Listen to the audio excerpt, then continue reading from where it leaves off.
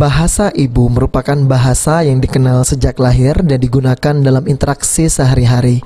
Saat ini masih banyak masyarakat yang belum memahami bahasa ibu.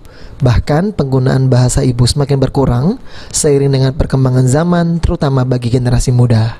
Untuk itu, Balai Bahasa Provinsi Sumatera Selatan bersama dengan Dinas Kebudayaan dan Pariwisata Sumsel melakukan sosialisasi bahasa ibu yang perlu dilestarikan selain penggunaan bahasa Indonesia sebagai identitas bangsa.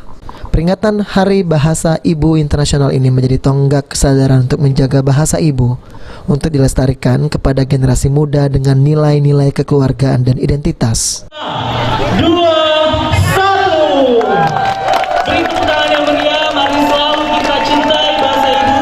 Gerakan cinta bahasa ibu, bahasa dan kesehatan lahir dan batin. Mari kita hitung. Satu ini merupakan salah satu tonggak kesadaran bagi kita untuk menjaga bahasa ibu kita, bahasa daerah, bahasa lokal, untuk pewarisan ke generasi anak. Revitalisasi bahasa juga menjadi bagian dari program pemerintah Provinsi Sumatera Selatan melalui Dinas Kebudayaan dan Pariwisata untuk tetap menjaga dan melestarikan bahasa daerah di Sumatera Selatan sebagai bahasa ibu, seperti pelatihan aksara ulu atau kaganga.